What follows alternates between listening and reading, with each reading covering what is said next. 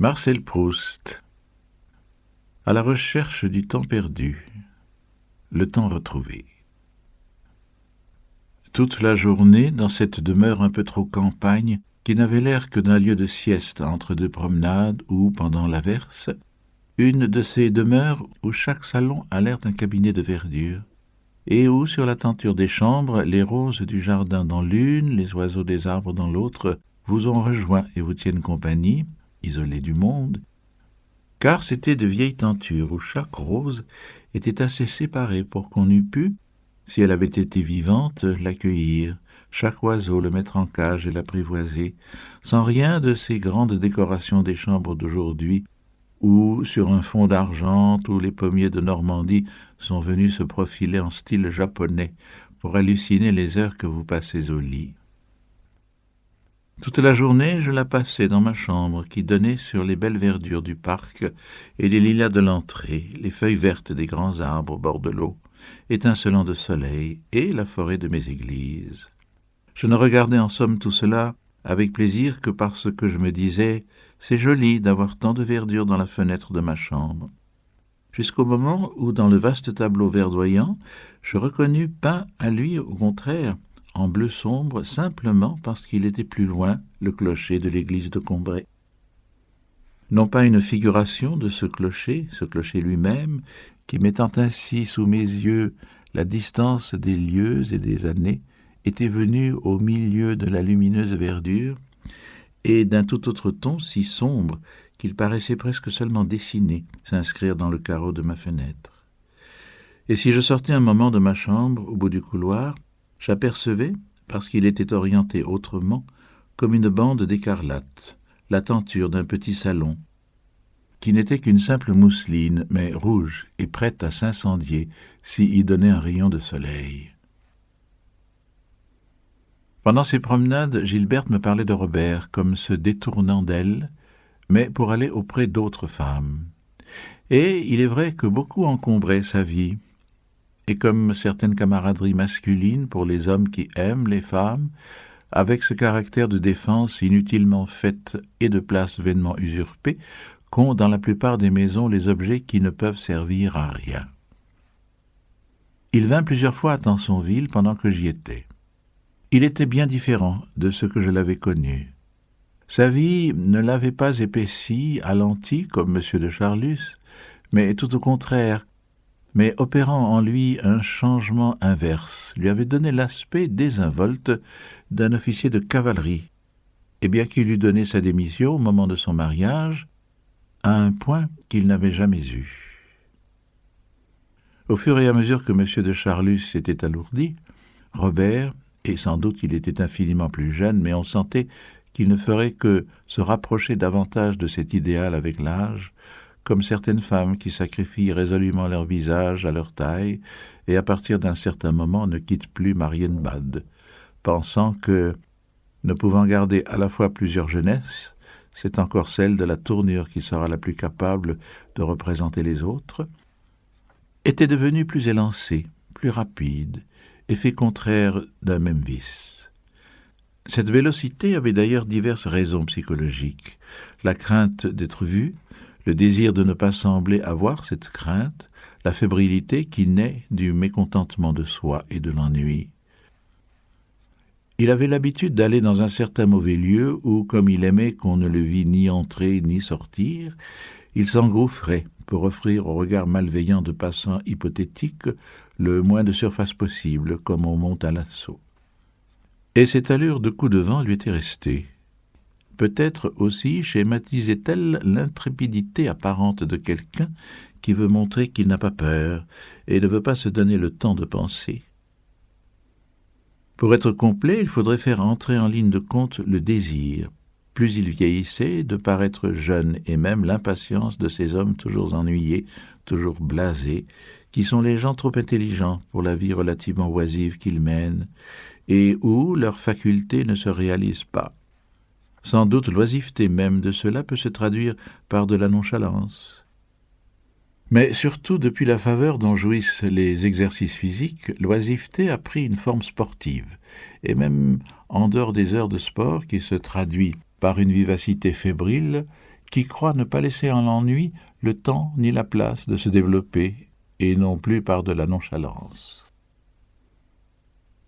Ma mémoire avait, la mémoire involontaire elle-même, perdu l'amour d'Albertine. Mais il semble qu'il y ait une mémoire involontaire des membres, pâle et stérile imitation de l'autre, qui vivent plus longtemps, comme certains animaux ou végétaux intelligents vivent plus longtemps que l'homme. Les jambes, les bras sont pleins de souvenirs engourdis. Une fois que j'avais quitté Gilberte assez tôt, je m'éveillai au milieu de la nuit dans la chambre de Tansonville, et encore à demi endormi, j'appelais Albertine. Ce n'était pas que j'eusse pensé à elle, ni rêvé d'elle, ni que je la prisse pour Gilberte. C'est qu'une réminiscence éclose en mon bras m'avait fait chercher derrière mon dos la sonnette, comme dans ma chambre de Paris. Et, ne la trouvant pas, j'avais appelé Albertine, croyant que mon amie défunte était couchée auprès de moi, comme elle faisait souvent le soir, et que nous nous endormions ensemble, comptant au réveil sur le temps qu'il faudrait à Françoise avant d'arriver, pour qu'Albertine pût sans imprudence tirer la sonnette que je ne trouvais pas. Devenant, du moins durant cette phase fâcheuse, beaucoup plus sec, il ne faisait presque plus preuve vis-à-vis de ses amis, par exemple, vis-à-vis de moi, d'aucune sensibilité. Et en revanche, il avait avec Gilberte des affectations de sensiblerie, poussées jusqu'à la comédie, qui déplaisait. Ce n'était pas qu'en réalité Gilberte lui fût indifférente. Non, Robert l'aimait, mais il lui mentait tout le temps.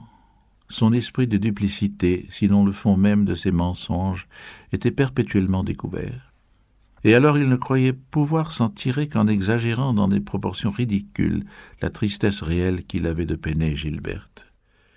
Il arrivait à Tansonville, obligé, disait-il, de repartir le lendemain matin pour une affaire avec un certain monsieur du pays qui était censé l'attendre à Paris et qui, précisément rencontré dans la soirée près de Combray, dévoilait involontairement le mensonge au courant duquel Robert avait négligé de le mettre en disant qu'il était venu dans le pays se reposer pour un mois et ne retournerait pas à Paris d'ici là. Robert rougissait, voyait le sourire mélancolique et fier de Gilberte, se dépêtrait, en l'insultant, du gaffeur, rentrait avant sa femme, lui faisait remettre un mot désespéré, ou lui disait qu'il avait fait ce mensonge pour ne pas lui faire de peine, pour qu'en le voyant repartir pour une raison qu'il ne pouvait pas lui dire, elle ne crut pas qu'il ne l'aimait pas. Et tout cela, bien qu'il l'écrivît comme un mensonge, était en somme vrai. Puis faisait demander s'il pouvait entrer chez elle, et là, moitié tristesse réelle, moitié énervement de cette vie, moitié simulation chaque jour plus audacieuse, sanglotait, s'inondait d'eau froide, parlait de sa mort prochaine. Quelquefois s'abattait sur le parquet, comme s'il se fût trouvé mal. Gilberte ne savait pas dans quelle mesure elle devait le croire, le supposer menteur en chaque cas particulier, mais que d'une façon générale, elle était aimée et s'inquiétait de ce pressentiment d'une mort prochaine, pensant qu'il avait peut-être une maladie qu'elle ne savait pas, et n'osait pas, à cause de cela, le contrarier et lui demander de renoncer à ses voyages. Je comprenais du reste d'autant moins pourquoi il en faisait que Morel était reçu comme l'enfant de la maison, avec Bergotte partout où étaient les Saint-Loup, à Paris, à Tansonville. Morel imitait Bergotte à ravir. Il n'y eut même plus besoin, au bout de quelque temps, de lui demander d'en faire une imitation. Comme ces hystériques qu'on n'est plus obligé d'endormir pour qu'ils deviennent telle ou telle personne, de lui-même il entrait tout d'un coup dans le personnage. Françoise, qui avait déjà vu tout ce que M. de Charlus avait fait pour Jupien et tout ce que Robert de Saint-Loup faisait pour Morel, n'en concluait pas que c'était un trait qui reparaissait à certaines générations chez les Guermantes, mais plutôt, comme le Grandin aidait beaucoup Théodore, elle avait fini, elle personne, si morale et si pleine de préjugés, par croire que c'était une coutume, que son universalité rendait respectable. Elle disait toujours d'un jeune homme, que ce fût Morel ou Théodore, « Il a trouvé un monsieur qui s'est toujours intéressé à lui et lui a bien aidé. » Et comme en pareil cas, les protecteurs sont ceux qui aiment, qui souffrent, qui pardonnent, Françoise, entre eux et les mineurs qu'il détournait, n'hésitait pas à leur donner le beau rôle, à leur trouver bien du cœur. Elle blâmait sans hésiter Théodore, qui avait joué bien des tours à Le Grandin, et semblait pourtant ne pouvoir guère avoir de doute sur la nature de leur relation, car elle ajoutait « Alors le petit a compris qu'il fallait y mettre un peu du sien, et y a dit « Prenez-moi avec vous, je vous aimerai bien, je vous cajolerai bien. » Et ma foi, ce monsieur a tant de cœur que bien sûr que Théodore est sûr de trouver près de lui peut-être bien plus qu'il ne mérite, car c'est une tête brûlée. Mais ce monsieur est si bon que j'ai souvent dit à Jeannette, la fiancée de Théodore, « Petite, si jamais vous êtes dans la peine, allez vers ce monsieur. Il coucherait plutôt par terre et vous donnerait son lit. Il a trop aimé, le petit Théodore, pour le mettre dehors. Bien sûr qu'il ne l'abandonnera jamais. » Par politesse, je demandai à sa sœur le nom de Théodore, qui vivait maintenant dans le Midi. « Mais c'était lui qui m'avait écrit pour mon article du Figaro, m'écriai-je, en apprenant qu'il s'appelait Sauton. » De même estimait-elle plus Saint-Loup que Morel, et jugeait-elle que malgré tous les coups que le petit, Morel, avait faits, le marquis ne la laisserait jamais dans la peine, car c'était un homme qui avait trop de cœur, ou alors il faudrait qu'il lui soit arrivé à lui-même de grands revers. Il insistait pour que je restasse à Tansonville, et laissa échapper une fois, bien qu'il ne cherchait visiblement plus à me faire plaisir, que ma venue avait été pour sa femme une joie telle qu'elle en était restée à ce qu'elle lui avait dit, transportée de joie tout un soir où elle se sentait si triste que je l'avais, en arrivant à l'improviste, miraculeusement sauvée du désespoir. Peut-être de pis, ajouta-t-il. Il me demandait de tâcher de la persuader qu'il l'aimait, me disant que la femme qu'il aimait aussi, il l'aimait moins qu'elle et romprait bientôt. Et pourtant, ajoutait-il avec une telle fatuité et un tel besoin de confidence que je croyais par moments que le nom de Charlie allait, malgré Robert, sortir comme le numéro d'une loterie. J'avais de quoi être fier.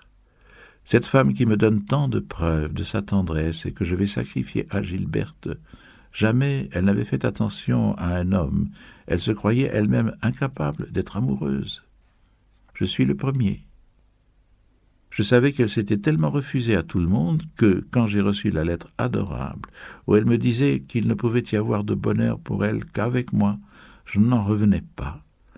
Évidemment, il y aurait de quoi me griser si la pensée de voir cette pauvre petite Gilberte en larmes ne m'était pas intolérable. « Ne trouves-tu pas qu'elle a quelque chose de Rachel ?» me disait-il. Et en effet, j'avais été frappé d'une vague ressemblance qu'on pouvait à la rigueur trouver maintenant entre elles. Peut-être tenait-elle à une similitude réelle de quelques traits, dus par exemple à l'origine hébraïque pourtant si peu marquée chez Gilberte, à cause de laquelle Robert, quand sa famille avait voulu qu'il se mariât, s'était, à condition de fortunes égales, senti plus attiré vers Gilberte. Elle tenait aussi à ce que Gilberte, ayant surpris des photographies de Rachel dont elle avait ignoré jusqu'au nom, cherchait pour plaire à Robert à imiter certaines habitudes chères à l'actrice, comme d'avoir toujours des nœuds rouges dans les cheveux, un ruban de velours noir au bras, et se teignait les cheveux pour paraître brune. Puis, sentant que ses chagrins lui donnaient mauvaise mine, elle essayait d'y remédier. Elle le faisait parfois sans mesure. Un jour où Robert devait venir le soir pour passer 24 heures à Tansonville, je fus stupéfait de la voir venir se mettre à table si étrangement différente non seulement de ce qu'elle était autrefois, mais même les jours habituels, que je restais stupéfait, comme si j'avais eu devant moi une actrice, une espèce de Théodora. Je sentais que, malgré moi, je la regardais trop fixement, dans ma curiosité de savoir ce qu'elle avait de changé. Cette curiosité fut d'ailleurs bientôt satisfaite quand elle se moucha, et malgré toutes les précautions qu'elle y mit. Par toutes les couleurs qui restèrent sur le mouchoir, en faisant une riche palette, je vis qu'elle était complètement peinte. C'était cela qui lui faisait cette bouche sanglante, et qu'elle s'efforçait de rendre rieuse, croyant que cela lui allait bien, tandis que l'heure du train qui s'approchait, sans que Gilberte sût si son mari arriverait vraiment ou s'il n'enverrait pas une de ces dépêches dont M. de Guermantes avait spirituellement fixé le modèle, impossible venir, mensonge suit, pâlissait ses joues sous la sueur violette du phare et cernait ses yeux.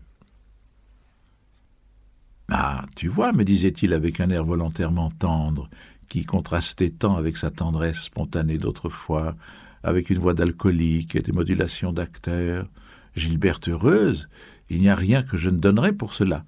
Elle a tant fait pour moi, tu ne peux pas savoir. » Et ce qui était le plus déplaisant dans tout cela était encore l'amour-propre, car il était flatté d'être aimé par Gilberte, et sans oser dire que c'était Charlie qu'il aimait, donnait pourtant sur l'amour que le violoniste était censé avoir pour lui des détails que Saint-Loup savait bien exagérer, sinon inventer de toutes pièces. Lui, à qui Charlie demandait chaque jour plus d'argent. Et c'était en me confiant Gilberte qu'il repartait pour Paris. J'eus du reste l'occasion, pour anticiper un peu, puisque je suis encore à Tansonville, de l'y apercevoir une fois dans le monde, et de loin, où sa parole, malgré tout vivante et charmante, me permettait de retrouver le passé. Je fus frappé combien il changeait. Il ressemblait de plus en plus à sa mère, la manière de sveltesse hautaine qu'il avait héritée d'elle et qu'elle avait parfaite.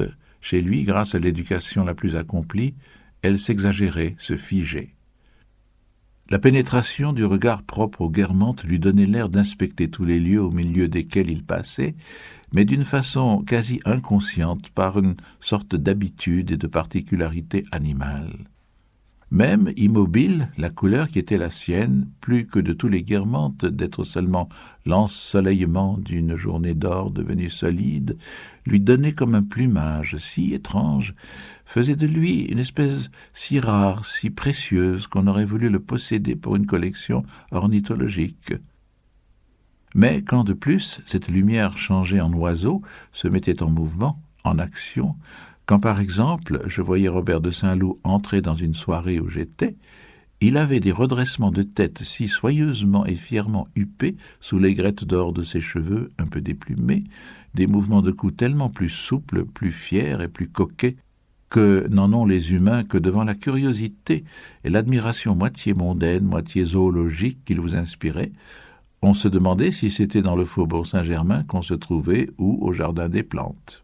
Et si on regardait un grand seigneur traverser un salon ou se promener dans sa cage à oiseaux. Tout ce retour d'ailleurs à l'élégance volatile des Guermantes, au bec pointu, aux yeux acérés, était maintenant utilisé par son vice nouveau, qui s'en servait pour se donner contenance. Plus il s'en servait, plus il paraissait ce que Balzac appelle tante. Pour peu qu'on y mît un peu d'imagination, le ramage ne se prêtait pas moins à cette interprétation que le plumage.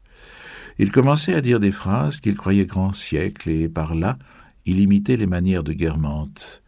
Mais un rien indéfinissable faisait qu'elles devenaient du même coup les manières de M. de Charlus. « Je te quitte un instant, me dit-il dans cette soirée où Madame de Marsantes était un peu plus loin. Je vais faire un doigt de cour à ma mère. » Quant à cet amour dont il me parlait sans cesse, il n'était pas d'ailleurs que celui pour Charlie, bien que ce fût le seul qui comptât pour lui. Quel que soit le genre d'amour d'un homme, on se trompe toujours sur le nombre des personnes avec qui il a des liaisons, parce qu'on interprète faussement des amitiés comme des liaisons, ce qui est une erreur par addition, mais aussi parce qu'on croit qu'une liaison prouvée en exclut une autre, ce qui est un autre genre d'erreur. Deux personnes peuvent dire « la maîtresse de X, je la connais », prononcer deux noms différents et ne se tromper ni l'une ni l'autre. Une femme qu'on aime suffit rarement à tous nos besoins et on la trompe avec une femme qu'on n'aime pas. Quant au genre d'amour que Saint-Loup avait hérité de M. de Charlus, un mari qui est enclin fait habituellement le bonheur de sa femme. C'est une règle générale à laquelle les Guermantes trouvaient le moyen de faire exception, parce que ceux qui avaient ce goût voulaient faire croire qu'ils avaient au contraire celui des femmes. Ils s'affichaient avec l'une ou l'autre et désespéraient la leur. Les Courvoisier en usaient plus sagement. Le jeune vicomte de Courvoisier se croyait seul sur la terre, et depuis l'origine du monde, à être tenté par quelqu'un de son sexe. Supposant que ce penchant lui venait du diable, il lutta contre lui, épousa une femme ravissante, lui fit des enfants. Puis un de ses cousins lui enseigna que ce penchant est assez répandu, poussa la bonté jusqu'à le mener dans des lieux où il pouvait le satisfaire. M. de Courvoisier n'en aima que plus sa femme, redoubla de zèle prolifique, et elle et lui étaient cités comme le meilleur ménage de Paris. On n'en disait point autant de celui de Saint-Loup, parce que Robert, au lieu de se contenter de l'inversion, faisait mourir sa femme de jalousie en entretenant sans plaisir des maîtresses. Il est possible que Morel, étant excessivement noir, fût nécessaire à Saint-Loup, comme l'ombre l'est aux rayons de soleil. On imagine très bien dans cette famille si ancienne un grand seigneur blond, doré, intelligent, doué de tous les prestiges et recelant à fond de cale un goût secret, ignoré de tous pour les nègres. Robert, d'ailleurs, ne laissait jamais la conversation toucher à ce genre d'amour qui était le sien. Si j'en disais un mot, « Ah, je ne sais pas », répondait-il avec un détachement si profond qu'il en laissait tomber son monocle. « Je n'ai pas soupçon de ces choses-là. Si tu désires des renseignements là-dessus, mon cher, je te conseille de t'adresser ailleurs. Moi, je suis un soldat, un point c'est tout.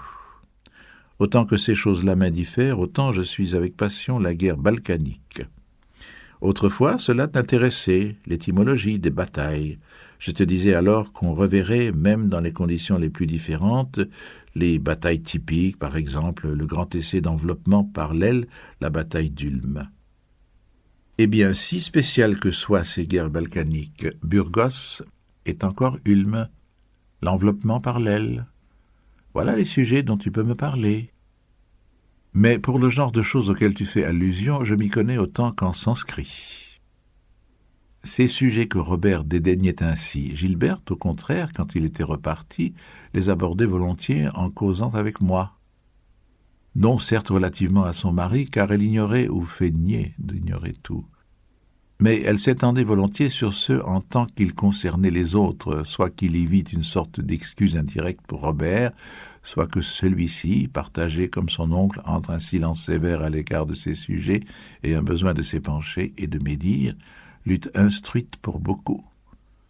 Entre tous, M. de Charlus n'était pas épargné. C'était sans doute que Robert, sans parler de Charlie à Gilberte, ne pouvait s'empêcher avec elle de lui répéter sous une forme ou une autre ce que le violoniste lui avait appris. Et il poursuivait son ancien bienfaiteur de sa haine. Ces conversations que Gilberte affectionnait me permirent de lui demander si, dans un genre parallèle, Albertine, dont c'est par elle que jadis j'avais la première fois entendu le nom, quand elles étaient amies de cour, avait de ses goûts. Gilberte ne put me donner ce renseignement. Au reste, il y avait longtemps qu'elle eût cessé d'offrir quelque intérêt pour moi. Mais je continuais à m'en enquérir machinalement, comme un vieillard ayant perdu la mémoire, qui demande de temps à autre des nouvelles du fils qu'il a perdu. Ce qui est curieux, et ce sur quoi je peux m'étendre, c'est à quel point, vers cette époque-là, toutes les personnes qu'aimait Albertine, toutes celles qui auraient pu lui faire faire ce qu'elles auraient voulu, demandèrent, implorèrent, j'oserais dire mendièrent, à défaut de mon amitié, quelque relation avec moi. Et il n'y avait plus besoin d'offrir de l'argent à Madame Bontemps pour qu'elle me renvoyât Albertine. Ce retour de la vie se produisant quand il ne servait plus à rien m'attristait profondément, non à cause d'Albertine que j'eusse reçue sans plaisir, si elle m'eût été ramenée non plus de Touraine, mais de l'autre monde, mais à cause d'une jeune femme que j'aimais et que je ne pouvais arriver à voir. Je me disais que si elle mourait ou si je ne l'aimais plus, tous ceux qui eussent pu me rapprocher d'elle tomberaient à mes yeux. En attendant, j'essayais en vain d'agir sur eux, n'étant pas guéri par l'expérience qui aurait dû m'apprendre, si elle apprenait jamais rien, qu'aimer est un mauvais sort, comme ceux qu'il y a dans les contes, contre quoi on ne peut rien jusqu'à ce que l'enchantement ait cessé. Justement, le livre que je tiens là parle de ces choses, me dit-elle. Je parlais à Robert de ces mystérieux « nous nous serions bien entendus ». Il déclara ne pas s'en souvenir et que cela n'avait en tout cas aucun sens particulier. C'est un vieux Balzac que je pioche pour me mettre à la hauteur de mes oncles, la fille aux yeux d'or. Mais c'est absurde, invraisemblable, un beau cauchemar. D'ailleurs, une femme peut peut-être être surveillée ainsi par une autre femme, jamais par un homme. Vous vous trompez, j'ai connu une femme qu'un homme qui l'aimait était arrivé véritablement à séquestrer. Elle ne pouvait jamais voir personne et sortir seulement avec des serviteurs dévoués. Eh bien, cela devait vous faire horreur, à vous qui êtes si bon. Justement, nous disions avec Robert que vous devriez vous marier. Votre femme vous guérirait et vous feriez son bonheur. Non, parce que j'ai trop mauvais caractère. Quelle idée, je vous assure. J'ai du reste été fiancé, mais Je n'ai pas pu me décider à l'épouser, et elle y a renoncé elle-même à cause de mon caractère indécis et tracassier. C'était en effet sous cette forme trop simple que je jugeais mon aventure avec Albertine, maintenant que je ne voyais plus cette aventure que du dehors. J'étais triste en remontant dans ma chambre de penser que je n'avais pas été une seule fois revoir l'église de Combray, qui semblait m'attendre au milieu des verdures, dans une fenêtre toute violacée. Je me disais, tant pis, ce sera pour une autre année, si je ne meurs pas d'ici là. Ne voyant pas d'autre obstacle que ma mort, et n'imaginant pas celle de l'Église qui me semblait devoir durer longtemps après ma mort, comme elle avait duré longtemps avant ma naissance. Un jour pourtant, je parlais à Gilberte d'Albertine et lui demandai si celle-ci aimait les femmes. « Oh, pas du tout. Mais vous disiez autrefois qu'elle avait mauvais genre. » « J'ai dit cela, moi ? Vous devez vous tromper. » En tout cas, si je l'ai dit, mais vous faites erreur. Je parlais au contraire d'amourette avec des jeunes gens. À cet âge-là, du reste, cela n'allait d'ailleurs probablement pas bien loin. Gilberte disait-elle cela pour me cacher qu'elle-même, selon ce qu'Albertine m'avait dit, aimait les femmes, et avait fait à Albertine des propositions? Ou bien, car les autres sont souvent plus renseignés sur notre vie que nous ne croyons, savait-elle que j'avais aimé, que j'avais été jaloux d'Albertine, et les autres pouvant savoir plus de vérité sur nous que nous ne croyons, mais l'étendre aussi trop loin, et être dans l'erreur par des suppositions excessives, alors que nous les avions espérées dans l'erreur par l'absence de toute supposition. S'imaginait-elle que j'étais là encore, et me mettrait-elle sur les yeux par bonté ce bandeau qu'on a toujours tout prêt pour les jaloux? En tout cas, les paroles de Gilberte depuis le mauvais genre d'autrefois jusqu'au certificat de bonne vie et mœurs d'aujourd'hui suivaient une marche inverse des affirmations d'Albertine, qui avait fini presque par avouer de demi-rapport avec Gilberte. Albertine m'avait étonné en cela, comme sur ce que m'avait dit André, car pour toute cette petite bande, j'avais d'abord cru, avant de la connaître, à sa perversité. Je m'étais rendu compte de mes fausses suppositions, comme il arrive si souvent quand on trouve une honnête fille, ou presque ignorante des réalités de l'amour dans le milieu qu'on avait cru à tort le plus dépravé. Puis j'avais fait le chemin en sens contraire, reprenant pour vrai mes suppositions du début. Mais peut-être Albertine avait-elle voulu me dire cela pour avoir l'air plus expérimentée qu'elle n'était et pour m'éblouir à Paris du prestige de sa perversité, comme la première fois à Balbec par celui de sa vertu. Et tout simplement, quand je lui avais parlé des femmes qui aimaient les femmes, pour ne pas avoir l'air de ne pas savoir ce que c'était, comme dans une conversation on prend un air entendu, si on parle de Fourier ou de Tobolsk, encore qu'on ne sache pas ce que c'est.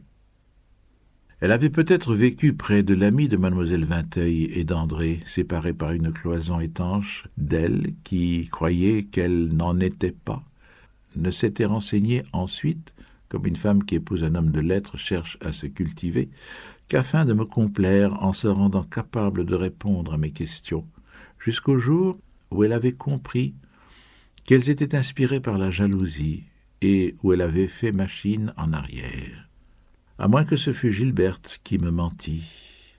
L'idée même me vint que c'était pour avoir appris d'elle, au cours d'un flirt qui l'aurait conduit dans le sens qui l'intéressait, qu'elle ne détestait pas les femmes, que Robert l'avait épousée espérant des plaisirs qu'il n'avait pas dû trouver chez lui, puisqu'il les prenait ailleurs. Aucune de ces hypothèses n'était absurde, car chez des femmes comme la fille d'Odette ou les jeunes filles de la petite bande, il y a une telle diversité, un tel cumul de goûts alternants, si même ils ne sont pas simultanés, qu'elles passent aisément d'une liaison avec une femme à un grand amour pour un homme, si bien que définir le goût réel et dominant reste difficile. Je ne voulais pas emprunter à Gilberte sa fille aux yeux d'or, puisqu'elle la lisait. Mais elle me prêta pour lire avant de m'endormir, ce dernier soir que je passais chez elle, un livre qui me produisit une impression assez vive et mêlée, qui d'ailleurs ne devait pas être durable. C'était un volume du journal inédit des Goncourt. Et quand, avant d'éteindre ma bougie, je lus le passage que je transcris plus bas, Mon absence de disposition pour les lettres, pressentie jadis du côté de Guermantes, confirmée durant ce séjour dont c'était le dernier soir, ce soir des veilles de départ ou l'engourdissement des habitudes qui vont finir cessant on essaie de se juger, me parut quelque chose de moins regrettable, comme si la littérature ne révélait pas de vérité profonde, et en même temps il me semblait triste que la littérature ne fût pas ce que j'avais cru. D'autre part, moins regrettable m'apparaissait l'état maladif qui allait me confiner dans une maison de santé, si les belles choses dont parlent les livres n'étaient pas plus belles que ce que j'avais vu. Mais, par une contradiction bizarre, maintenant que ce livre en parlait, j'avais envie de les voir. Voici les pages que je lus jusqu'à ce que la fatigue me fermât les yeux. Avant-hier tombe ici, pour m'emmener dîner chez lui, Verdurin, l'ancien critique de la Revue, l'auteur de ce livre sur Whistler, où vraiment le faire, le coloriage artistique de l'original américain, est souvent rendu avec une grande délicatesse par l'amoureux de tous les raffinements, de toutes les joliesses de la chose peinte qu'est Verdurin. Et tandis que je m'habille pour le suivre, c'est de sa part tout un récit, où il y a par moments comme l'épellement apeuré d'une confession sur le renoncement à écrire aussitôt après son mariage avec la Madeleine de Fromentin, renoncement qui serait dû à l'habitude de la morphine et aurait eu cet effet, au dire de Verdurin, que la plupart des habitués du salon de sa femme ne sauraient même pas que le mari a jamais écrit et lui parlerait de Charles Blanc, de Saint-Victor, de Sainte-Beuve, de Berthier, comme d'individus auxquels il le croit, lui, tout à fait inférieur. Voyons, vous, Goncourt, vous savez bien, et Gautier le savait aussi, que mes salons étaient autre chose que ces piteux maîtres d'autrefois, crus un chef-d'œuvre dans la famille de ma femme. Puis par un crépuscule où il y a près des tours du Trocadéro, comme le dernier allumement d'une lueur qui en fait des tours absolument pareils, aux tours enduites de gelée de groseille des anciens pâtissiers, la causerie continue dans la voiture qui doit nous conduire au quai Conti, où est leur hôtel, que son possesseur prétend être l'ancien hôtel des ambassadeurs de Venise, et où il y aurait un fumoir dont Verdurin me parle comme d'une salle transportée telle quelle, à la façon des Mille et une nuits, d'un célèbre palazzo, dont j'oublie le nom. Palazzo, à la margelle du puits représentant une couronne de la Vierge, que Verdurin soutient être absolument du plus beau Sansovino, et qui servirait, pour leurs invités, à jeter la cendre de leurs cigares. Et, ma foi, quand nous arrivons dans le glauque et le diffus d'un clair de lune vraiment semblable à ceux dont la peinture classique abrite Venise, et sur lequel la coupole silhouettée de l'Institut fait penser à la Salute dans les tableaux de Guardi, j'ai un peu l'illusion d'être au bord du Grand Canal, et l'illusion entretenue par la construction de l'hôtel où, du premier étage, on ne voit pas le quai, et par le dire évocateur du maître de maison, affirmant que le nom de la rue du Bac, du diable si j'y avais jamais pensé, viendrait du bac sur lequel des religieuses d'autrefois, les Miramiones, se rendaient aux offices de Notre-Dame.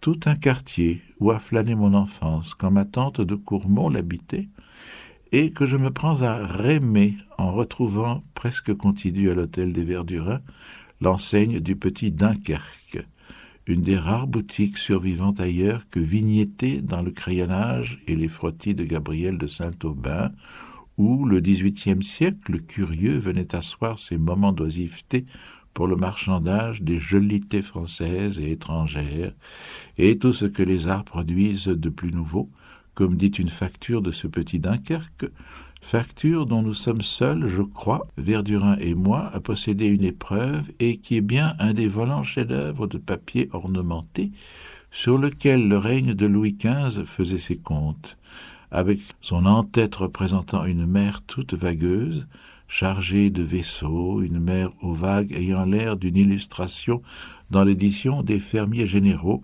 de L'Huître et les plaideurs. La maîtresse de maison, qui va me placer à côté d'elle, me dit aimablement avoir fleuri sa table rien qu'avec des chrysanthèmes japonais, mais des chrysanthèmes disposés en des vases qui seraient de rarissimes chefs-d'œuvre, l'un entre autres fait d'un bronze sur lequel des pétales en cuivre rougeâtre sembleraient être la vivante effeuillaison de la fleur. Il y a là Cottard, le docteur, sa femme, le sculpteur polonais Wiladowski, Swann, le collectionneur, une grande dame russe, la princesse au nom en or qui m'échappe, et Cottard me souffle à l'oreille que c'est elle qui aurait tiré à bout portant sur l'archiduc Rodolphe, et d'après qui j'aurais en Galicie et dans tout le nord de la Pologne une situation absolument exceptionnelle, une jeune fille ne consentant jamais à promettre sa main sans savoir si son fiancé est un admirateur de la Faustin. Vous ne pouvez pas comprendre cela, vous autres occidentaux, jette en manière de conclusion la princesse, qui me fait, ma foi, l'effet d'une intelligence tout à fait supérieure, cette pénétration par un écrivain de l'intimité de la femme. Un homme au menton et aux lèvres rasées, au favori de maître d'hôtel, débitant sur un ton de condescendance des plaisanteries de professeur de seconde qui fraye avec les premières de sa classe pour la Saint-Charlemagne, et Sébrichot, l'universitaire. À mon nom prononcé par Verdurin, il n'a pas une parole qui connaisse nos livres, et c'est en moi un découragement colère éveillé par cette conspiration qu'organise contre nous la Sorbonne, apportant jusque dans l'aimable logis où je suis fêté la contradiction, le style d'un silence voulu. Nous passons à table, et c'est alors un extraordinaire défilé d'assiettes qui sont tout bonnement des chefs-d'œuvre de l'art de porcelainier, celui dont, pendant un repas délicat, l'attention chatouillée d'un amateur écoute le plus complaisamment le bavardage artiste, des assiettes des Yongqing, à la couleur capucine de leurs rebords, au bleuâtre, à l'effeuillé turgide, de leurs iris d'eau à la traversée, vraiment décoratoires, par l'aurore d'un vol de martin-pêcheur et de grue aurore, ayant tout à fait ces tons matutinaux qu'entre-regardent quotidiennement, boulevard Montmorency, mon réveil, des assiettes de Saxe, plus mièvres dans le gracieux de leur fer, à l'endormement, à l'anémie de leur rose tournée au violet, au déchiquetage lit de vin d'une tulipe, au rococo d'un œillet ou d'un myosotis, des assiettes de Sèvres engrillagées par le fin guillochi, l'aplat crémeux de la pâte, le galant relief d'un ruban d'or, enfin toute une argenterie où courent ces myrtes de Lucienne que reconnaîtrait la Dubarry. Et ce qui est peut-être aussi rare, c'est la qualité vraiment tout à fait remarquable des choses qui sont servies là-dedans.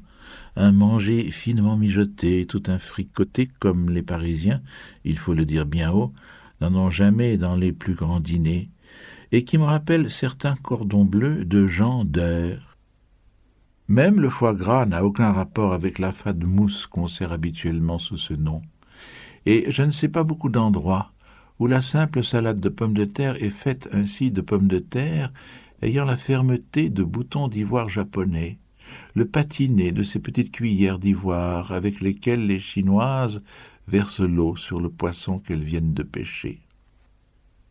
Dans le verre de Venise que j'ai devant moi, une riche bijouterie de rouge est mise par un extraordinaire Léoville acheté à la vente de M. de Montalivet, et c'est un amusement pour l'imagination de l'œil et aussi, je ne crains pas de le dire, pour l'imagination de ce qu'on appelait autrefois la gueule, de voir apporter une barbue qui n'a rien des barbues pas fraîches qu'on sert sur les tables les plus luxueuses et qui ont pris dans les retards du voyage le modelage de leur dos, de leurs arêtes. Une barbue qu'on sert non avec la colle à pâte que préparent sous le nom de sauce blanche tant de chefs de grande maison, mais avec de la véritable sauce blanche faite avec du beurre à 5 francs la livre, de voir apporter cette barbue dans un merveilleux plat Ching Hong, traversé par les pourpres rayages d'un coucher de soleil sur une mer où passe la navigation drôlatique d'une bande de langoustes au pointillé grumeleux, si extraordinairement rendu qu'elle semble avoir été moulée sur des carapaces vivantes, plat dont le marli est fait de la pêche à la ligne par un petit chinois d'un poisson qui est un enchantement de nacreuse couleur par l'argentement azuré de son ventre.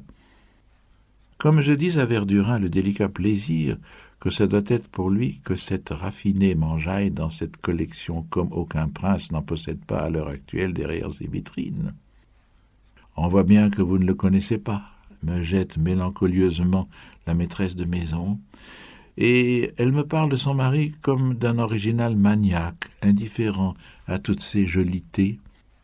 Un maniaque, répète-t-elle, oui, absolument cela. D'un maniaque qui aurait plutôt l'appétit d'une bouteille de cidre bue dans la fraîcheur un peu encanaillée d'une ferme normande. Et la charmante femme, à la parole vraiment amoureuse des colorations d'une contrée, nous parle avec un enthousiasme débordant de cette Normandie qu'ils ont habitée, une Normandie qui serait un immense parc anglais, à la fragrance de ses hautes futaies à la Laurence, au velours cryptoméria dans leur bordure porcelainée d'hortensia rose, de ses pelouses naturelles, au chiffonnage de rose soufre dont la retombée sur une porte de paysan ou l'incrustation de 2 poiriers enlacés simule une enseigne tout à fait ornementale, fait penser à la libre retombée d'une branche fleurie dans le bronze d'une applique de gouttière, une Normandie qui serait absolument insoupçonnée des Parisiens en vacances et que protège la barrière de chacun de ses clos, barrière que les Verdurins me confessent ne s'être pas fait faute de lever toutes. À la fin du jour, dans un éteignement sommeilleux de toutes les couleurs, où la lumière ne serait plus donnée que par une mer presque caillée, ayant le bleuâtre du petit lait. Mais non, rien de la mer que vous connaissez, proteste frénétiquement ma voisine en réponse à mon dire que Flaubert nous avait menés, mon frère et moi, à Trouville. Rien, absolument rien. Il faudra venir avec moi, sans cela, vous ne saurez jamais. Il rentrait à travers les vraies forêts en fleurs de tulle rose que faisaient les rhododendrons, tout à fait grisés par l'odeur des sardineries qui donnaient au mari d'abominables crises d'asthme. Oui, insiste-t-elle, c'est cela, de vraies crises d'asthme. Là-dessus, l'été suivant, il revenait, logeant toute une colonie d'artistes dans une admirable habitation moyenâgeuse que leur faisait un ancien cloître loué par eux pour rien. Et ma foi, en entendant cette femme qui, en passant par tant de milieux vraiment distingués, a gardé pourtant dans sa parole un peu de la verdeur, de la parole d'une femme du peuple, une parole qui vous montre les choses avec la couleur que votre imagination y voit. L'eau me vient à la bouche de la vie qu'elle me confesse avoir menée là-bas, chacun travaillant dans sa cellule, et où, dans le salon si vaste qu'il possédait 2 cheminées, tout le monde venait avant déjeuner pour des causeries tout à fait supérieures, mêlées de petits jeux, me faisant penser à celle qu'évoque ce chef-d'œuvre de Diderot, les lettres à Mademoiselle Voland. Puis, après le déjeuner, tout le monde sortait, même les jours de grain, dans le coup de soleil, le rayonnement d'une ondée lignant de son filtrage lumineux les nodosités d'un magnifique départ de hêtre centenaire, qui mettait devant la grille le beau végétal affectionné par le XVIIIe siècle, et d'arbustes ayant pour boutons fleurissants dans la suspension de leurs rameaux des gouttes de pluie. On s'arrêtait pour écouter le délicat barbotti, énamouré de fraîcheur d'un bouvreuil se baignant dans la mignonne baignoire minuscule de Nymphenbourg, qui est la corolle d'une rose blanche. Et comme je parlais à Madame Verdurin des paysages et des fleurs de là-bas, délicatement pastelisés par Elstir, « Mais c'est moi qui lui ai fait connaître tout cela », jette-t-elle avec un redressement colère de la tête. « Tout, vous entendez bien, tous les coins curieux, tous les motifs. Je lui ai jeté à la face quand il nous a quittés, n'est-ce pas, Auguste ? Tous les motifs qu'il a peints, les objets, il les a toujours connus, cela il faut être juste, il faut le reconnaître. Mais les fleurs, il n'en avait jamais vu. Il ne savait pas distinguer un altéa d'un passe-rose. C'est moi qui lui ai appris à reconnaître, vous n'allez pas me croire, à reconnaître le jasmin. Et il faut avouer qu'il y a quelque chose de curieux à penser que le peintre des fleurs, que les amateurs d'art nous citent aujourd'hui comme le premier, comme supérieur même à Fantin-Latour, n'aurait peut-être jamais, sans la femme qui est là, su peindre un jasmin. Oui, ma parole, le jasmin, toutes les roses qu'il a faites, c'est chez moi, oui, c'est bien chez moi qu'il lui a porté. On ne l'appelait chez nous que Monsieur Tiche, Demandez à Cottard, à Brichot, à tous les autres, si on le traitait ici en grand homme. Lui-même en aurait ri. Je lui apprenais à disposer ses fleurs. Au commencement, il ne pouvait pas en venir à bout. Il n'a jamais su faire un bouquet. Il n'avait pas de goût naturel pour choisir. Il fallait que je lui dise « Non, ne peignez pas cela, ça n'en vaut pas la peine, peignez ceci ». Ah, s'il nous avait écoutés aussi pour l'arrangement de sa vie comme pour l'arrangement de ses fleurs, et s'il n'avait pas fait ce sale mariage. Et brusquement, les yeux enfiévrés par l'absorption d'une rêverie tournée vers le passé avec le nerveux taquinage dans l'allongement maniaque de ses phalanges, du flush des manches de son corsage, c'est, dans le contournement de sa pose endolorie, comme un admirable tableau qui, je crois, n'a jamais été peint, et où se lirait toute la révolte contenue, toutes les susceptibilités rageuses d'une amie outragée dans les délicatesses, dans la pudeur de la femme. Là-dessus, elle nous parle de l'admirable portrait qu'Elstir a fait pour elle, le portrait de la famille Cottard, portrait donné par elle au Luxembourg au moment de sa brouille avec le peintre, confessant que c'est elle qui a donné au peintre l'idée d'avoir fait l'homme en habit pour obtenir tout ce beau bouillonnement du linge, et qui a choisi la robe de velours de la femme, robe faisant un appui au milieu de tout le papillotage des nuances claires des tapis, des fleurs, des fruits, des robes de gaze des filles pareilles à des tutus de danseuses. Ce serait elle aussi qui aurait donné l'idée de ce coiffage, idée dont on a fait ensuite l'honneur à l'artiste, idée qui consistait en somme à peindre la femme non pas en représentation, mais surprise dans l'intime de sa vie de tous les jours. Je lui disais, mais dans la femme qui se coiffe, qui s'essuie la figure, qui se chauffe les pieds, quand elle ne croit pas être vue, il y a un tas de mouvements intéressants, des mouvements d'une grâce tout à fait léonardesque.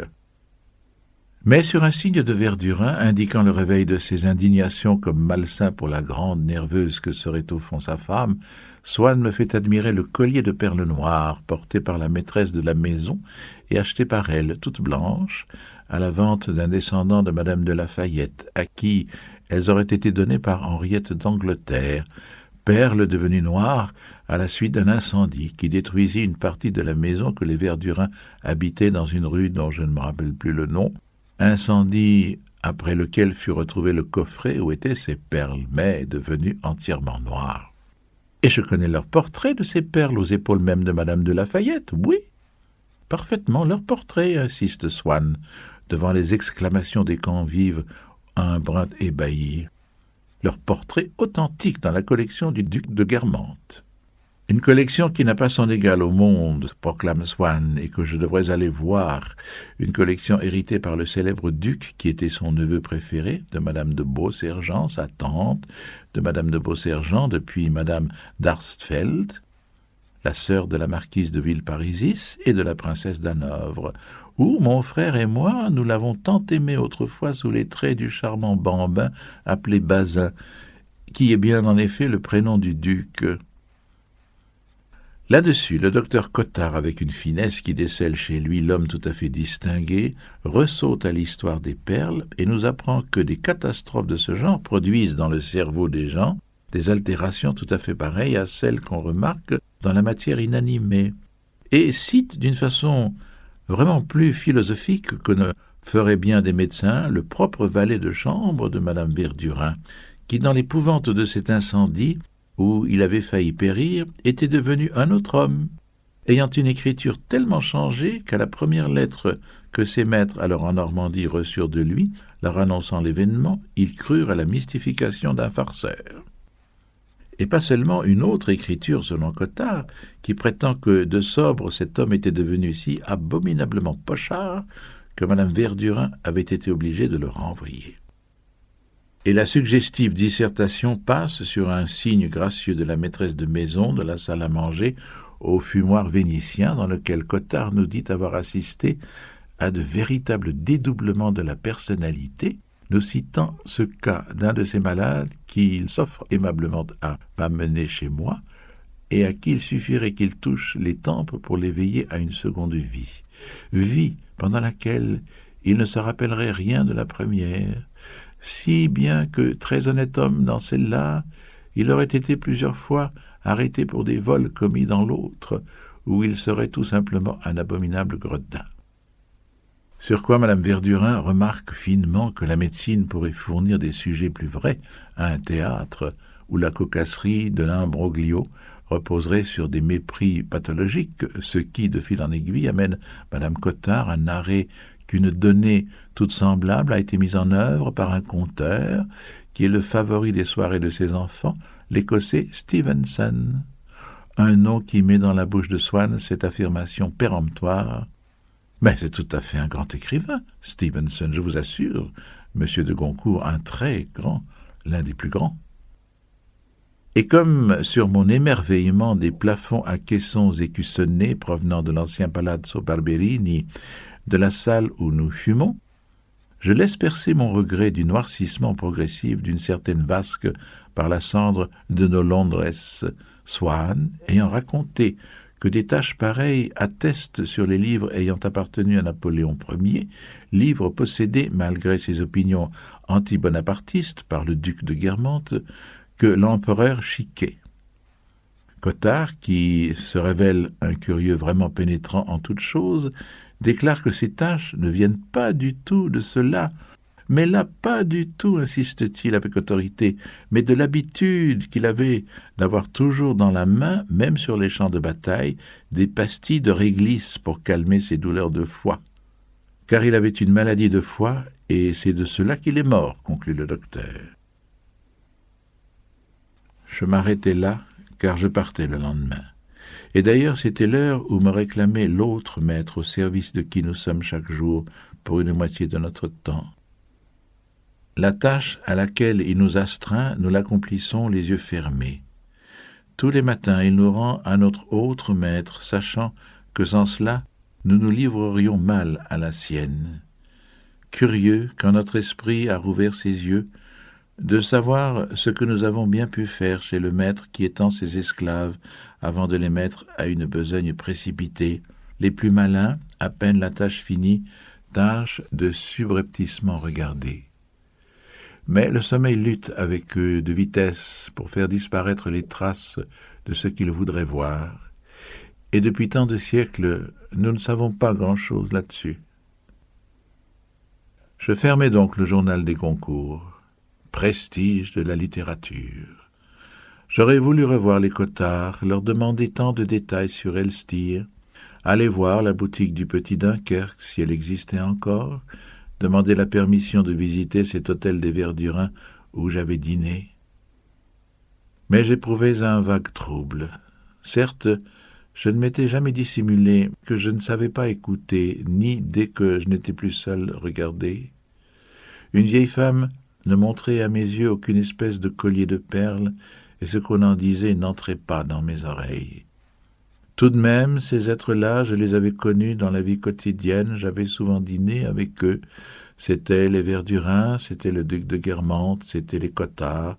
Chacun d'eux m'avait paru aussi commun qu'à ma grand-mère, ce Bazin, dont elle ne se doutait guère qu'il était le neveu chéri, le jeune héros délicieux de Madame de Beausergent. Chacun d'eux m'avait semblé insipide. Je me rappelais les vulgarités sans nombre dont chacun était composé. Et que tout cela fasse un astre dans la nuit.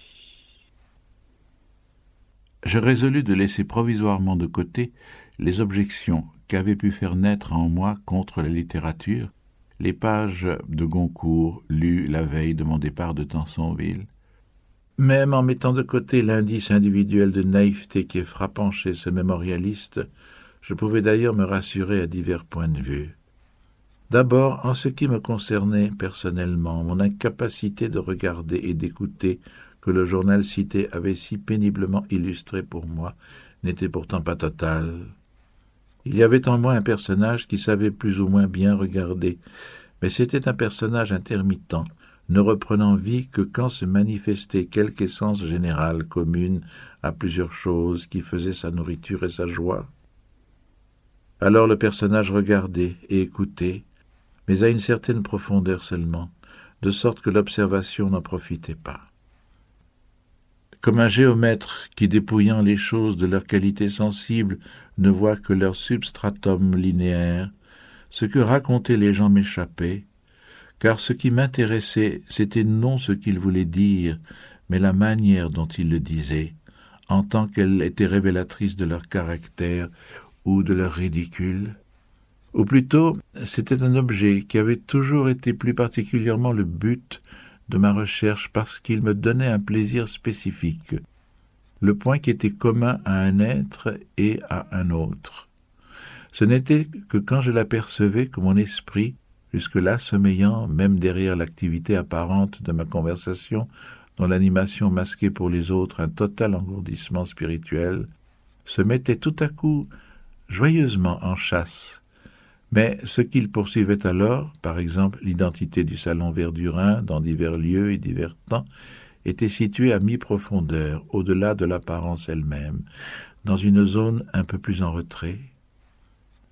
Aussi le charme apparent, copiable, des êtres m'échappait, parce que je n'avais pas la faculté de m'arrêter à lui, comme un chirurgien qui, sous le poli d'un ventre de femme, verrait le mal interne qui le ronge.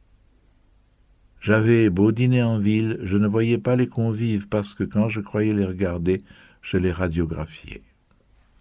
Il en résultait qu'en réunissant toutes les remarques que j'avais pu faire dans un dîner sur les convives, le dessin des lignes tracées par moi figurait un ensemble de lois psychologiques où l'intérêt propre qu'avaient eu ces discours, le convive ne tenait presque aucune place. Mais cela enlevait-il tout mérite à mes portraits, puisque je ne les donnais pas pour tels?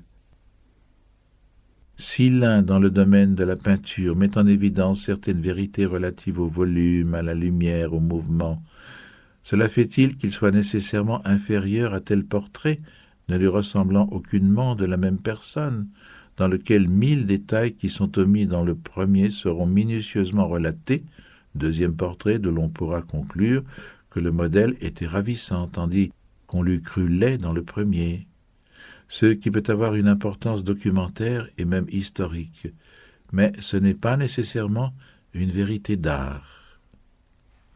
Puis, ma frivolité, dès que je n'étais pas seul, me faisait désireux de plaire, plus désireux d'amuser en bavardant que de m'instruire en écoutant, à moins que je ne fusse allé dans le monde pour interroger sur quelques points d'art ou quelques soupçons jaloux qui m'avaient occupé l'esprit avant.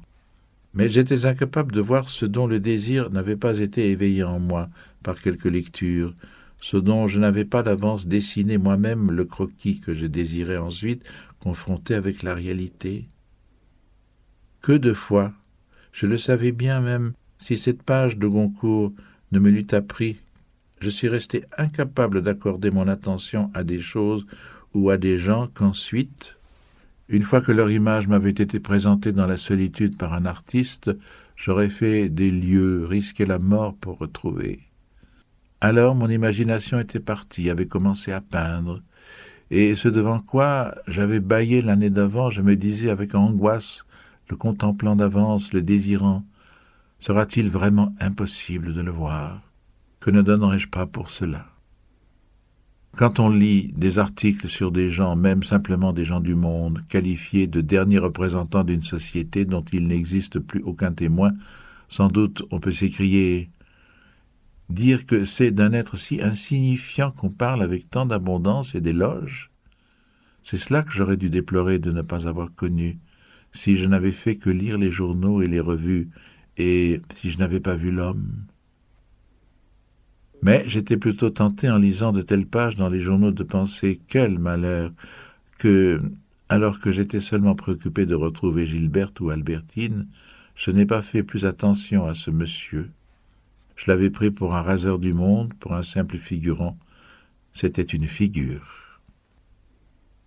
Cette disposition-là, les pages de Goncourt que j'ai lues me la firent regretter.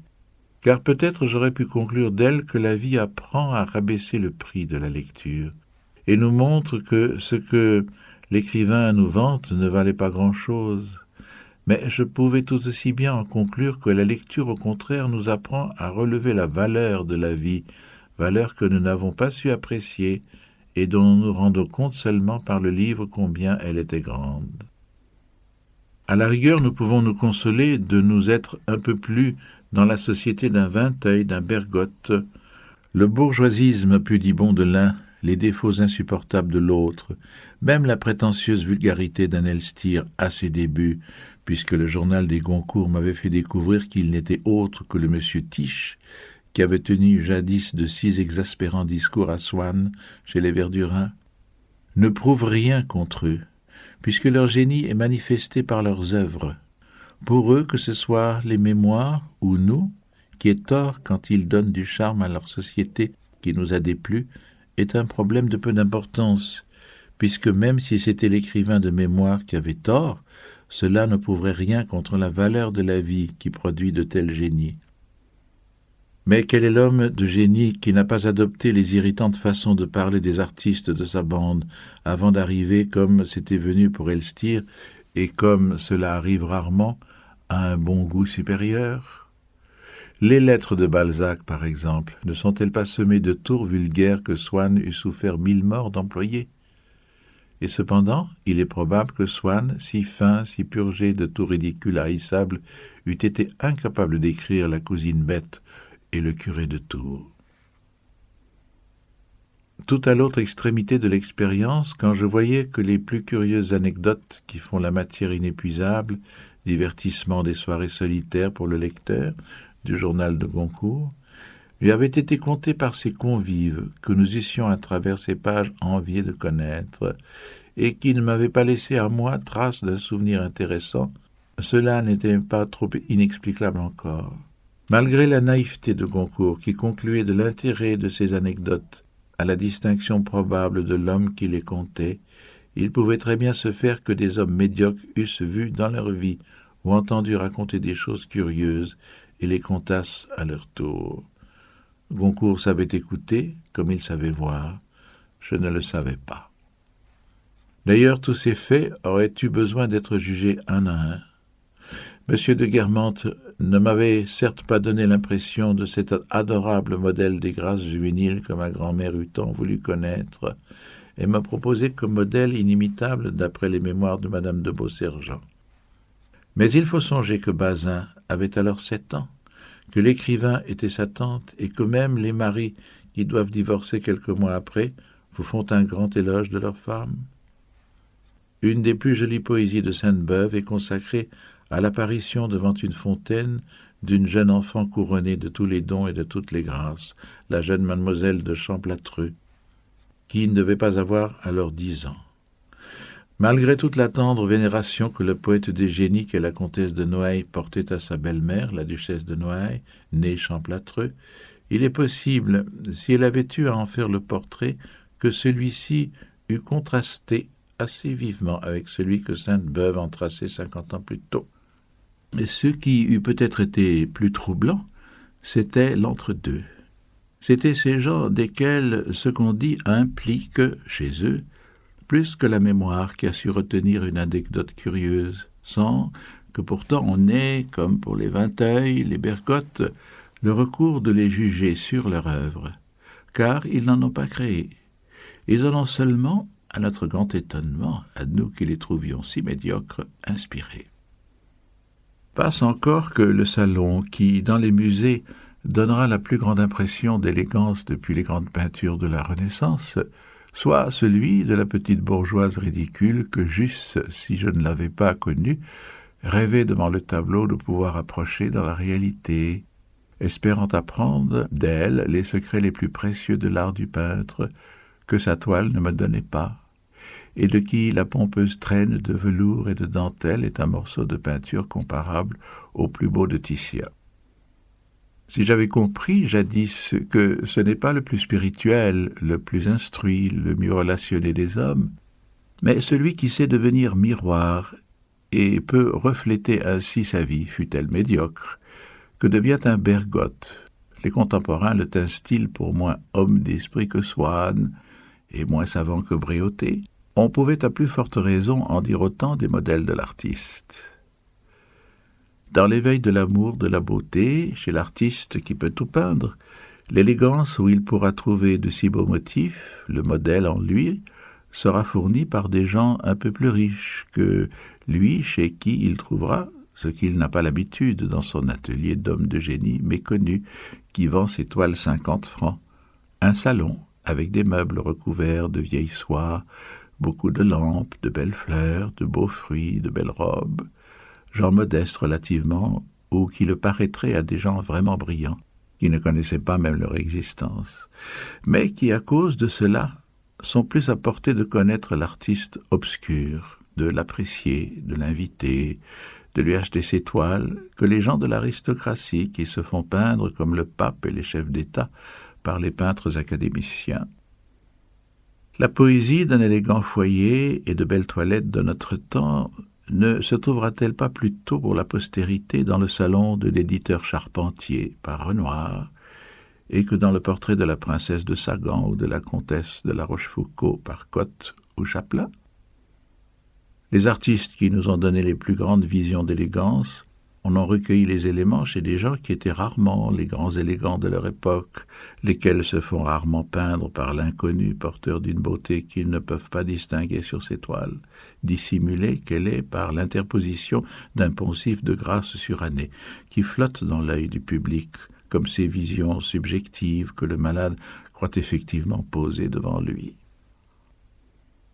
Mais que ces modèles médiocres que j'avais connus eussent en outre inspiré, conseillé certains arrangements qui m'avaient enchanté, que la présence de tels d'entre eux dans les tableaux fut plus que celle d'un modèle, mais d'un ami qu'on veut faire figurer dans ses toiles, c'était à se demander si tous les gens que nous regrettons de ne pas avoir connus, parce que Balzac les peignait dans ses livres, ou les leur dédiait en hommage d'admiration, sur lesquels Sainte-Beuve ou Baudelaire firent leur plus joli vers, à plus forte raison, si toutes les Récamier, toutes les Pompadour ne m'eussent pas paru d'insignifiantes personnes, soit par une infirmité de ma nature, ce qui me faisait alors enrager d'être malade, et de ne pouvoir retourner voir tous les gens que j'avais méconnus, soit qu'elles ne dussent leur prestige qu'à une magie illusoire de la littérature, ce qui forçait à changer de dictionnaire pour lire, et me consoler de devoir un jour à l'autre, à cause des progrès que faisait mon état maladif, rompre avec la société, renoncer au voyage, au musée, pour aller me soigner dans une maison de santé. Peut-être pourtant, ce côté mensonger, ce faux jour, n'existe-t-il dans les mémoires que quand ils sont trop récents, quand les réputations s'anéantissent si vite, aussi bien intellectuelles que mondaines, car si l'érudition essaye ensuite de réagir contre cet ensevelissement, parvient-elle à détruire 1 sur 1000 de ces oublis qui vont s'entassant? Ces idées tendent les unes à diminuer, les autres à accroître mon regret de ne pas avoir de don pour la littérature, ne se présentèrent jamais à ma pensée pendant les longues années où, d'ailleurs, j'avais tout à fait renoncé au projet d'écrire, et que je passais à me soigner, loin de Paris, dans une maison de santé, jusqu'à ce que celle-ci ne pût plus trouver de personnel médical au commencement de 1916. Je rentrai alors dans un Paris bien différent de celui où j'étais déjà revenu une première fois, comme on le verra tout à l'heure, en août 1914, pour subir une visite médicale, après quoi j'avais rejoint ma maison de santé. Un des premiers soirs de mon nouveau retour en 1916, ayant envie d'entendre parler de la seule chose qui m'intéressait alors, la guerre, je sortis après le dîner pour aller voir Madame Verdurin, car elle était avec Madame Bontemps, une des reines de ce Paris de la guerre qui faisait penser au Directoire.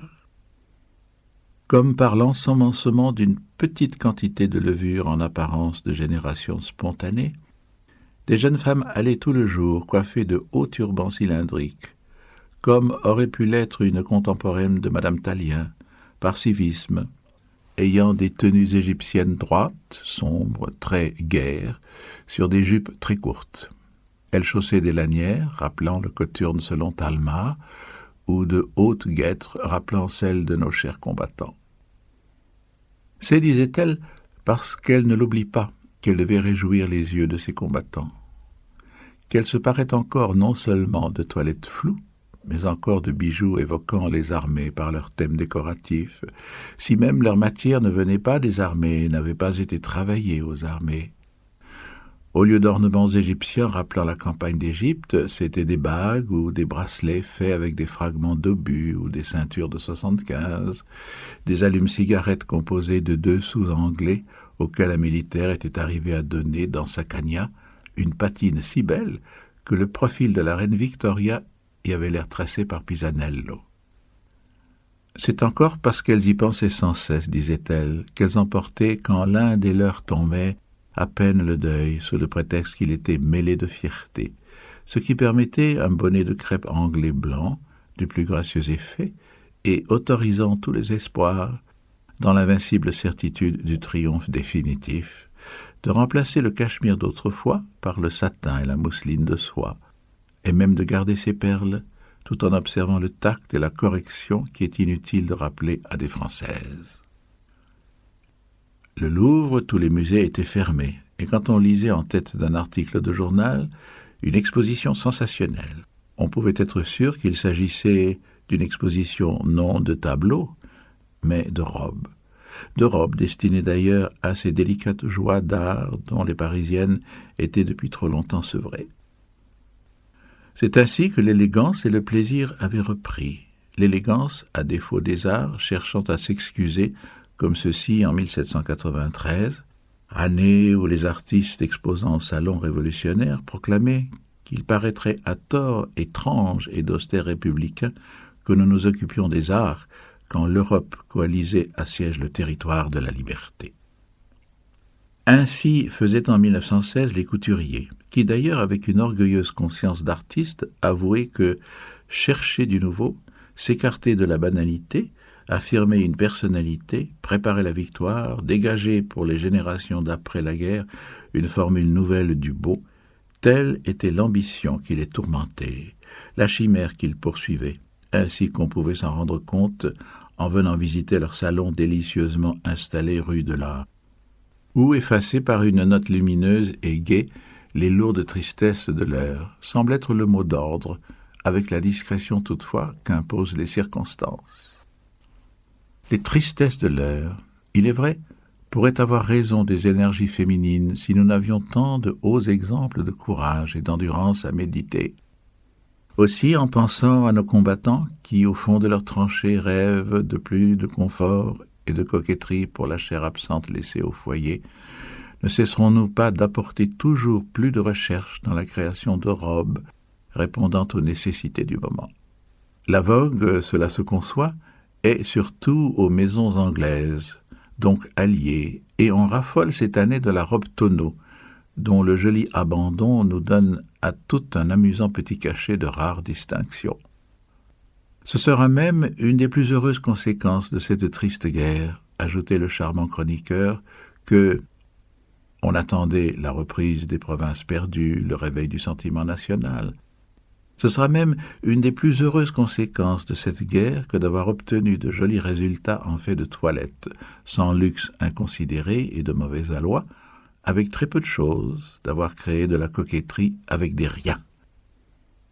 À la robe du grand couturier, éditée à plusieurs exemplaires, on préfère en ce moment les robes faites chez soi, parce qu'affirmant l'esprit, le goût et les tendances individuelles de chacun. Quant à la charité, en pensant à toutes les misères nées de l'invasion, à tant de mutilés, il était bien naturel qu'elle fût obligée de se faire plus ingénieuse encore, ce qui obligeait à passer la fin de l'après-midi dans les thés, autour d'une table de bridge, en commentant les nouvelles du front, tandis qu'à la porte les attendaient leurs automobiles ayant sur le siège un beau militaire qui bavardait avec le chasseur, les dames à haut turban. Ce n'était pas du reste seulement les coiffures surmontant les visages de leurs étranges cylindres qui étaient nouvelles. Les visages l'étaient aussi. Ces dames à nouveaux chapeaux étaient de jeunes femmes venues on ne savait trop d'où et qui étalaient la fleur de l'élégance, les unes depuis 6 mois, les autres depuis 2 ans, les autres depuis 4. Ces différences avaient d'ailleurs pour elles autant d'importance qu'au temps où j'avais débuté dans le monde en avait entre 2 familles comme les Guermantes et les La Rochefoucauld, 3 ou 4 siècles d'ancienneté prouvée. La dame qui connaissait les Guermantes depuis 1914 regardait comme une parvenue celle qu'on présentait chez eux en 1916, lui faisait un bonjour de douairière, la dévisageait de son face à main et avouait dans une moue qu'on ne savait même pas au juste si cette dame était ou non mariée. Tout cela est assez nauséabond, concluait la dame de 1914, qui eût voulu que le cycle des nouvelles admissions s'arrêtât après elle. Ces personnes nouvelles que les jeunes gens trouvaient fort anciennes, et que d'ailleurs certains vieillards, qui n'avaient pas été que dans le grand monde, croyaient bien reconnaître pour ne pas être si nouvelles que cela, n'offraient pas seulement à la société les divertissements de conversation politique et de musique dans l'intimité qui lui convenaient. Il fallait encore que ce fussent elles qui les offrissent, car pour que les choses paraissent nouvelles, même si elles sont anciennes, et même si elles sont nouvelles, il faut en art, comme en médecine, comme en mondanité, des noms nouveaux. Ils étaient d'ailleurs nouveaux en certaines choses.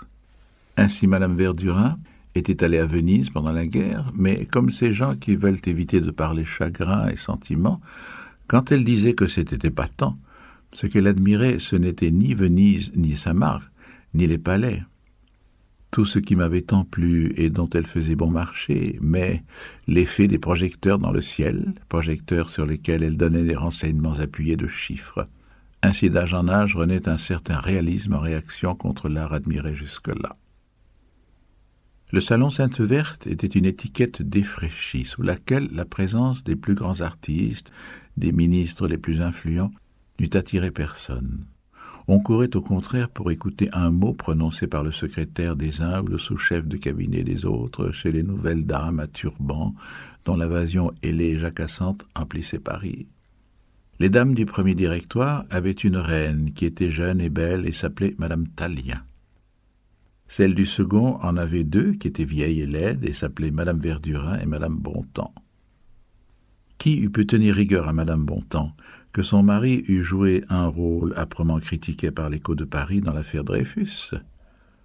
Toute la Chambre étant à un certain moment devenue révisionniste, c'était forcément parmi d'anciens révisionnistes, comme parmi d'anciens socialistes, qu'on avait été obligé de recruter le parti de l'ordre social, de la tolérance religieuse, de la préparation militaire.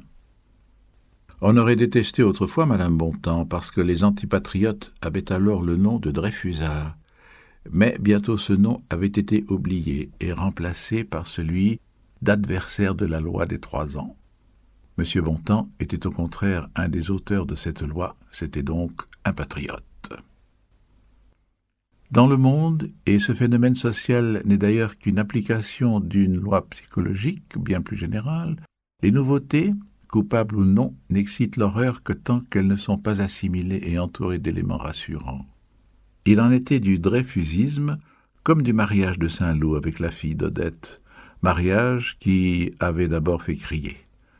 Maintenant qu'on voyait chez les Saint-Loup tous les gens qu'on connaissait, Gilberte aurait pu avoir les mœurs d'Odette elle-même, que malgré cela on y serait allé, et qu'on eût approuvé Gilberte de blâmer comme une douairière des nouveautés morales et non assimilées. Le dreyfusisme était maintenant intégré dans une série de choses respectables et habituelles. Quant à se demander ce qu'il valait en soi, personne n'y songeait, pas plus pour l'admettre maintenant qu'autrefois pour le condamner. Il n'était plus shocking. C'est tout ce qu'il fallait. À peine se rappelait-on qu'il l'avait été, comme on ne sait plus au bout de quelque temps si le père d'une jeune fille était un voleur ou non. Au besoin, on peut dire « Non, c'est du beau-frère » ou d'un homonyme que vous parlez. Mais contre celui-là, il n'y a jamais eu rien à dire. De même, il y avait certainement eu dreyfusisme et dreyfusisme. Et celui qui allait chez la duchesse de Montmorency et faisait passer la loi de 3 ans ne pouvait être le mauvais. En tout cas, à tout péché miséricorde. Cet oubli qui était octroyé au dreyfusisme l'était a fortiori au dreyfusard. Il n'y en avait plus du reste dans la politique, puisque tous, à un moment, l'avaient été, s'ils voulaient être du gouvernement. Même ceux qui représentaient le contraire de ce que le dreyfusisme, dans sa choquante nouveauté, avait incarné, au temps où Saint-Loup était sur une mauvaise pente, l'antipatriotisme, l'irréligion, l'anarchie, etc. Aussi, le dreyfusisme de M. Bontemps, invisible et constitutif comme celui de tous les hommes politiques, ne se voyait pas plus que les os sous la peau. Personne ne se fut rappelé qu'il avait été dreyfusard, car les gens du monde sont distraits et oublieux, parce qu'aussi, Il y avait de cela un temps fort long, et qu'ils affectaient de croire plus long, car c'était une des idées les plus à la mode de dire que l'avant-guerre était séparée de la guerre par quelque chose d'aussi profond, simulant autant de durée qu'une période géologique, et Brichot lui-même, ce nationaliste, quand il faisait allusion à l'affaire Dreyfus, disait « dans ces temps préhistoriques ». À vrai dire, ce changement profond opéré par la guerre était en raison inverse de la valeur des esprits touchés, du moins à partir d'un certain degré. Tout en bas, les purs sots, les purs gens de plaisir ne s'occupaient pas qu'il y eut la guerre.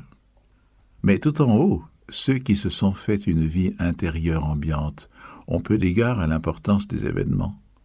Ce qui modifie profondément pour eux l'ordre des pensées, c'est bien plutôt quelque chose qui semble en soi n'avoir aucune importance et qui renverse pour eux l'ordre du temps en les faisant contemporains d'un autre temps de leur vie.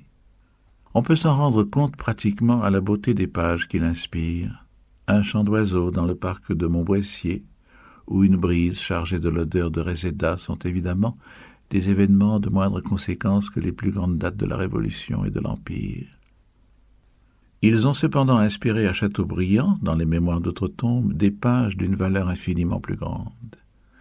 Les mots de Dreyfusard et d'anti-Dreyfusard n'avaient plus de sens, disaient les mêmes gens qui eussent été stupéfaits et révoltés si on leur avait dit que probablement dans quelques siècles, et peut-être moins, celui de Bosch n'aurait plus que la valeur de curiosité, des mots sans culotte ou chouan ou bleu. M. Bontemps ne voulait pas entendre parler de paix avant que l'Allemagne eût été réduite au même morcellement qu'au Moyen-Âge, la déchéance de la maison des Hohenzollern prononcée et Guillaume II ayant reçu 12 balles dans la peau. En un mot, il était ce que Brichot appelait un jusqu'au-boutiste. C'est le meilleur brevet de civisme qu'on pouvait lui donner. Sans doute, les 3 premiers jours, Madame Bontemps avait été un peu dépaysée au milieu des personnes qui avaient demandé à Madame Verdurin à la connaître, et ce fut d'un ton légèrement aigre que Madame Verdurin répondit « Le comte, ma chère », à Madame Bontemps qui lui disait « C'est bien le duc d'Aussonville que vous venez de me présenter », soit par entière ignorance et absence de toute association entre le nom Aussonville et un titre quelconque, soit au contraire par excessive instruction et association d'idées avec le parti des ducs dont on lui avait dit que M. d'Aussonville était un des membres à l'Académie. À partir du 4e jour, elle avait commencé d'être solidement installée dans le faubourg Saint-Germain. Quelquefois, on voyait encore autour d'elle les fragments inconnus d'un monde qu'on ne connaissait pas et qui n'étonnait pas plus que les débris de coquilles autour du poussin, ceux qui savaient l'œuf d'où Madame Bontemps était sortie. Mais dès le 15e jour, elle les avait secoués. Et avant la fin du 1er mois, quand elle disait « Je vais chez les Lévy », tout le monde comprenait sans qu'elle eût besoin de préciser qu'il s'agissait des Lévy-Mirepoix, et pas une duchesse ne se serait couchée sans avoir appris de Madame Bontemps ou de Madame Verdurin, au moins par téléphone, ce qu'il y avait dans le communiqué du soir, ce qu'on y avait omis, où on en était avec la Grèce, quelle offensive on préparait. En un mot, tout ce que le public ne saurait que le lendemain ou plus tard, et dont elle avait ainsi comme une sorte de répétition des couturières. Dans la conversation, Madame Verdurin, pour communiquer les nouvelles, disait « nous » en parlant de la France. Eh bien voici, nous exigeons du roi de Grèce qu'il retire du Péloponnèse, etc., nous lui envoyons, etc. Et dans tous ces récits revenait tout le temps le GQG.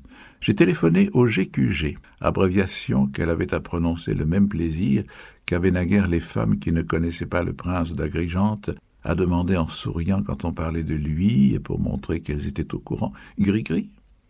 Un plaisir qui, dans les époques peu troublées, n'est connu que par les mondains, mais que dans ces grandes crises le peuple même connaît. Notre maître d'hôtel, par exemple, si on parlait du roi de Grèce, était capable, grâce aux journaux, de dire, comme Guillaume II, « Tino », tandis que jusque-là, sa familiarité avec les rois était restée plus vulgaire, ayant été inventée par lui, comme quand jadis, pour parler du roi d'Espagne, il disait « Fonfonce ». On put remarquer d'ailleurs qu'au fur et à mesure qu'augmenta le nombre des gens brillants qui firent des avances à Madame Verdurin, le nombre de ceux qu'elle appelait les ennuyeux diminua. Par une sorte de transformation magique, tout ennuyeux, qui était venu lui faire une visite et avait sollicité une habitation, devenait subitement quelqu'un d'agréable, d'intelligent. Bref, au bout d'un an, le nombre des ennuyeux était réduit dans une proportion tellement forte que la peur et l'impossibilité de s'ennuyer, qui avaient tenu une si grande place dans la conversation et joué un si grand rôle dans la vie de Madame Verdurin, avaient presque entièrement disparu.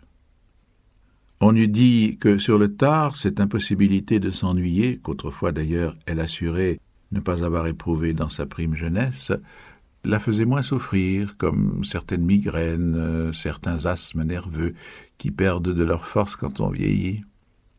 Et l'effroi de s'ennuyer eût sans doute entièrement abandonné Madame Verdurin, faute d'ennuyeux, si elle n'avait dans une faible mesure remplacé ceux qui ne l'étaient plus par d'autres, recrutés parmi les anciens fidèles. Du reste, pour en finir avec les duchesses qui fréquentaient maintenant chez Madame Verdurin, elle venait y chercher, sans qu'elle s'en doutasse, exactement la même chose que les Dreyfusards autrefois, c'est-à-dire un plaisir mondain composé de telle manière que sa dégustation assouvit les curiosités politiques et rassasia le besoin de commenter entre soi les incidents lus dans les journaux. Madame Verdurin disait « Vous viendrez à 5 heures parler de la guerre ». Comme autrefois, parler de l'affaire, et dans l'intervalle, vous viendrez entendre Morel. Or, Morel n'aurait pas dû être là pour la raison qu'il n'était nullement réformé. Seulement, il n'avait pas rejoint et était déserteur, mais personne ne le savait. Les choses étaient tellement les mêmes qu'on retrouvait tout naturellement les mots d'autrefois, bien pensant, mal pensant, et comme elles paraissaient différentes, comme les anciens communards avaient été anti-révisionnistes, les plus grands Dreyfusards voulaient faire fusiller tout le monde et avaient l'appui des généraux, comme ceux-ci au temps de l'affaire avaient été contre Gallifet.